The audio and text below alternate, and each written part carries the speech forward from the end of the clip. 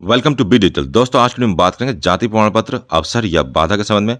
आपने सुना ही होगा कि बहुत सारे व्यक्तियों की जाति प्रमाण पत्र के कारण आरक्षण का लाभ मिलता है और नौकरी में भी उनको अवसर मिलता है। लेकिन कभी कभी जाति प्रमाण पत्र के कारण ही नौकरी से हाथ धोने का अवसर भी मिल सकता है। क्या इसके नियम एवं कायदे हैं? इसके संबंध में हाल ही में एक जो मामला सामने आया है उसके बारे में आपको इस वीडियो में जानकारी देने का प्रयास करेंगे। जैसा कि आप सभी को पता ही होगा कि उत्तराखंड में फिलहाल 3000 के आसपास प्राइमरी शिक्षकों की भर्ती चल रही है। 2 काउंसलिंग हो चुकी है। उसी से संबंधित ये मामला है। जाति प्रमाण पत्र की वजह से लटकी 52 चयनित शिक्षिकाओं की नियुक्ति।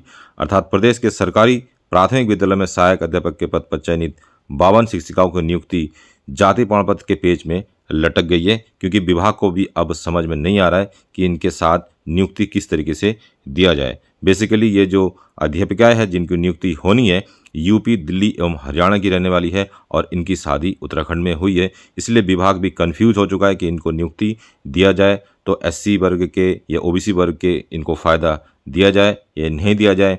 शादी से पहले इनकी कास्ट कुछ और थी और शादी के बाद इनकी कास्ट में क्या परिवर्तन हुआ है, इसी संबंध में जो है विभाग कंफ्यूज हो गया है। तो शासन से इस बारे में कंसल्ट करने के लिए लेटर जारी हुआ है। लेकिन यदि उत्तराखंड के बात करें तो उत्तराखंड में जो अनुसूचित जाति, अनुसूचित जनजाति एवं एसटी के लिए, ओबीसी के लिए जो नियम कायदे हैं जिसके आधार पर उत्तराखंड में एससी को या फिर ओबीसी को आरक्षण का लाभ दिया जाता है, उसकी जो शासनादेश 2013 में जारी हुई थी, आइए उस पर चर्चा करते हैं। 2013 में उत्तराखंड में एक एससी एसटी ओबीसी के लिए एक शासनादेश जारी किया गया था। ऐसी ये जो मामला है ये स्टेट गवर्नमेंट का मामला है और अलग अलग स्टेट में इसके अलग अलग नियम कानून आपको देखने को मिल सकते हैं। तो उत्तराखंड के रूल के आधार पर पूरे देश के भी आप नियम कानून को समझ सकते हैं। राज्य में अनुसूचित जाति, अनुसूचित जनजाति, अन्य पिछड़ा वर्ग एवं के लिए निर्गत किए जाने वाले जाति प्रमाण पत्र की पात्रता का निर्धारण के संबंध में ये शासनादेश जारी हुआ था। और इसमें बताया गया कि माननीय उच्च न्यायालय उत्तराखंड नैनीताल रीट संख्या इतने के अनुसार अजय कुमार बनाम उत्तराखंड राज्य सरकार एवं इस रीट संख्या में संबंध 12 अन्य रीट में याचित आदेश के अनुसार निम्न निर्देश दिए गए हैं। पहला, इसमें यह बताया जा रहा है कि अनुसूचित जाति हेतु उत्तर प्रदेश पुनर्गठन अधिनियम 2000 की अनुसूची 5 तथा अनुसूचित जनजाति एसटी हेतु इस अधिनियम के अनुसूची 6 में विनिर्दिष्ट जातियों के व्यक्तियों को ही अनुसूचित जाति, अनुसूचित जनजाति का प्रमाण पत्र दिया जाएगा। अर्थात उत्तराखंड के अलावा यूपी में जो नियम चलते हैं उसी नियम को उत्तराखंड में भी फॉलो करने की बात इसमें कही गई है। अर्थात जो जातियाँ उत्तर प्रदेश में एससी एसटी में है उनको भी उत्तराखंड में एससी एसटी का लाभ दिया जाता है। इसी तरीके से दूसरे नंबर पर यह बताया गया कि ओबीसी के लिए उत्तर प्रदेश लोक सेवा में जो नियम पारित किया गया था उसी को यहाँ पे आधार मानकर उत्तराखंड में भी ओबीसी वर्ग को लाभ दिया जाएगा। अर्थात 3 साल इसमें ओबीसी वालों को 3 साल तक जो है प्रमाण पत्र का वैलिडेशन रहता है। 3 साल बाद इनको दोबारा से प्रमाण पत्र बनवाना पड़ता है। अविभाजित उत्तर प्रदेश के एससी एसटी ओबीसी के व्यक्तियों को जाति प्रमाण पत्र तभी निर्गत किया जाएगा जब वे 9 नवंबर 2000 या उससे पूर्व उत्तराखंड राज्य के किसी भाग के स्थायी निवासी हो। तो यहाँ पे आप देख सकते हैं जाति प्रमाण पत्र को स्थायी निवास से जोड़ा गया है और 9 नवंबर 2000 से पहले जो व्यक्ति उत्तराखंड में रह रहे हैं उनको निवासी के आधार पर जो है यहाँ पर जाति प्रमाण पत्र निर्गत किया जाने का नियम है। इसी तरीके से अलग अलग स्टेट में अलग अलग नियम हो सकते हैं। स्थायी निवासी की बात करें तो इसकी परिभाषा में यह बताया गया है कि स्थायी निवासी की परिभाषा वही होगी जो सामान्य प्रशासन विभाग द्वारा शासनादेश संख्या इतने दिनांक 20 नवंबर 2001 को जारी की गई थी। और स्थायी निवासी में कौन कौन से व्यक्ति पात्र है उसके बारे में बताया गया कि वो भारत का नागरिक होना चाहिए और व्यक्ति उत्तराखंड में स्थायी आवास होना चाहिए। और स्थायी आवास परमानेंट हाउस का तात्पर्य ऐसे व्यक्तियों से जो उत्तराखंड में पैतृक रूप से रह रहे अथवा जिनका उत्तराखंड में पैतृक आवास हो, भले ही वो अपना आजीविका के लिए अदर स्टेट में काम कर रहे हो। या फिर जो सबसे महत्वपूर्ण कंडीशन है उत्तराखंड में निवास के लिए, वो उत्तराखंड में कम से कम 15 वर्ष से जो व्यक्ति रह रहे हो, जो फैमिली रह रही हो, उसको उत्तराखंड का निवास ही माना जाता है और निवास प्रमाण पत्र सरकार द्वारा जारी किया जाता है। स्थायी निवास में ऐसे व्यक्ति को भी सम्मिलित किया जाएगा जिसका जन्म उत्तराखंड में 9 नवंबर 2000 या उससे पूर्व हुआ हो या उसके माता पिता उक्त प्रस्तर 4(1) की शर्तें को पूरी करता हो। तो कुल मिला के उत्तराखंड में निवास की कंडीशन ये है कि निवासी बनने के लिए 15 साल कम से कम रहना होगा, तब जाके आपको निवास प्रमाण पत्र मिल सकता है। या फिर 9 नवंबर 2000 से पहले से जो लोग उत्तराखंड में रह रहे हैं उनको स्थायी निवासी का दर्जा दिया जाता है। लेकिन आप बात करते हैं ऐसी महिलाओं का जिनकी विवाह के बाद जो अदर स्टेट की है, जैसे यूपी की कोई महिला है, हरियाणा की है, दिल्ली की है, उस महिला की शादी यदि उत्तराखंड में होती है तो उत्तराखंड में शादी होने के तुरंत बाद ही उनको स्थायी निवासी मान लिया जाता है। लेकिन क्या ऐसे कंडीशन में उनको जो आरक्षण का लाभ है अर्थात एससी एसटी ओबीसी का जो आरक्षण का लाभ है क्या इनको दिया जाना चाहिए?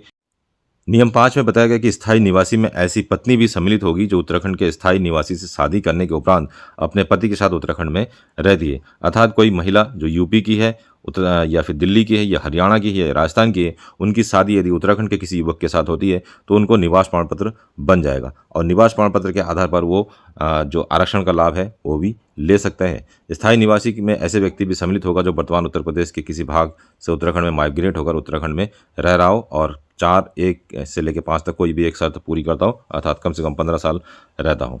जाति प्रमाण पत्र निर्गत करने की दृष्टि से स्थायी निवास ही प्रासंगिक है, लेकिन निवास के संबंध में अन्य शब्द जैसे कि निवास करता है, रेजिडेंस निवास, सामान्यतः निवास करता है या मूल निवासी को उपयोग में नहीं ले जाएगा। अर्थात स्थायी निवास और मूल निवास में के जो कॉन्सेप्ट है उसमें भी अंतर है।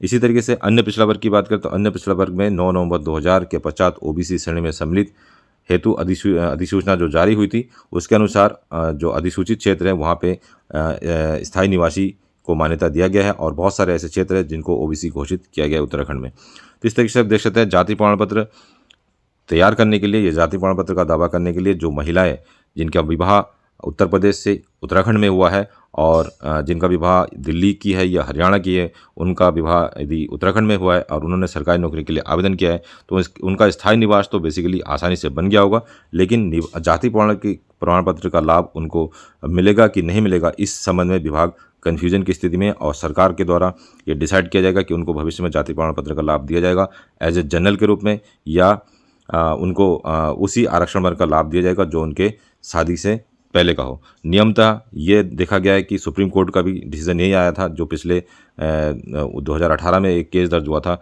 उसको भी इस वीडियो में हम कवर करेंगे, जिसमें यह बताया गया कि विवाह से पहले की जो जाति होती है विवाह के बाद जाति नहीं बदला जाता है। तो अब सरकार को ये देखना है कि जाति प्रमाण पत्र के नियम के रूप में वो कौन से नियम को फॉलो करते हैं। क्या सुप्रीम कोर्ट की गाइडलाइंस को फॉलो किया जाएगा जिसमें यह बताया गया है कि विवाह से पूर्व की जो जाति है अर्थात जन्म के समय जाति निर्धारित होती है, तो जन्म यदि किसी महिला का एससी या शेड्यूल कास्ट में हुआ है तो विवाह के बाद भी वो शेड्यूल कास्ट के रूप में ही मानी जाएगी। अब बात करते हैं सुप्रीम कोर्ट के एक गाइडलाइंस के या निर्णय के रूप में सुप्रीम कोर्ट ने जो डिसीजन दिया था 2018 का केस है। अलग अलग स्टेट में कई बार सुप्रीम कोर्ट तक ये बात पहुंच चुकी है जाति के मामले में। तो इसमें बताया गया है कि सुप्रीम कोर्ट के अनुसार किसी शख्स की जाति नहीं बदली जा सकती और इसे शादी के बाद भी नहीं बदला जा सकता। ये डिसीजन सुप्रीम कोर्ट का 2018 के केस में है। तो यहाँ पे साफ साफ आप देख सकते हैं सुप्रीम कोर्ट ने फाइनल डिसीजन में ये दिया था कि किसी भी महिला की जाति नहीं बदल सकती यदि वो विवाह से पहले अनुसूचित जाति की है और विवाह उसका सामान्य वर्ग के किसी पुरुष के साथ हुआ है तो उसकी कास्ट सामान्य नहीं होगी, वो अनुसूचित जाति के रूप में ही काउंट की जाएगी, ऐसा कहना है सुप्रीम कोर्ट का। ये एक केस था। दरअसल अनुसूचित जाति के शख्स से शादी करने के कारण 21 साल पहले केंद्रीय विद्यालय में नियुक्त महिला शिक्षिका आरक्षण का लाभ उठा रही थी और इसी मामले में संज्ञान लेते हुए सुप्रीम कोर्ट ने यह फैसला सुनाया है। जस्टिस अरुण मिश्रा और एम शांत नागौर की बेंच ने महिला से कहा कि वह आरक्षण के लाभ लेने की योग्यता नहीं रखती क्योंकि वो जो महिला थी वो जनरल कैटेगरी की थी और महिला की जो विवाह है वो जनरल कैटेगरी से एससी कैटेगरी में हुआ था।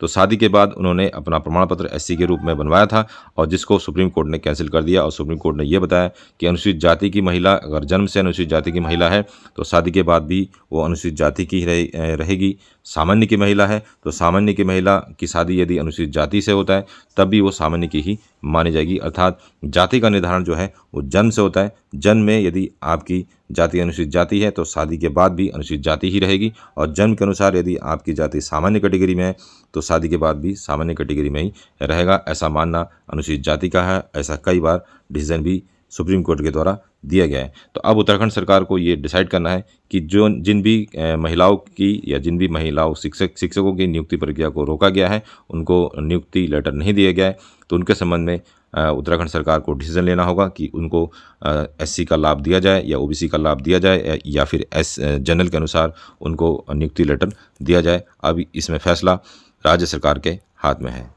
के साथ साथ उत्तराखंड में जो प्राइमरी शिक्षक भर्ती चल रही है जिसमें लगभग 3000 पदों पर वैकेंसीज भरी जानी है, तो 1707 पद जो है अभी भी खाली है और 1707 पदों पर तीसरी काउंसलिंग की डेट बहुत जल्द ही जारी होने वाली है। शिक्षा विभाग में शिक्षकों की भर्ती के लिए 2 चरणों की काउंसलिंग पूरी हो चुकी है और जिसमें 50 के आसपास जो अभ्यर्थी है उनको अभी तक नियुक्ति लेटर नहीं मिला है। इसके अलावा 1707 पदों पर बहुत जल्दी तीसरी काउंसलिंग आपको देखने को मिलेगा। इसकी जानकारी आपको हमारा टेलीग्राम ज्वाइन करके मिलती रहेगी।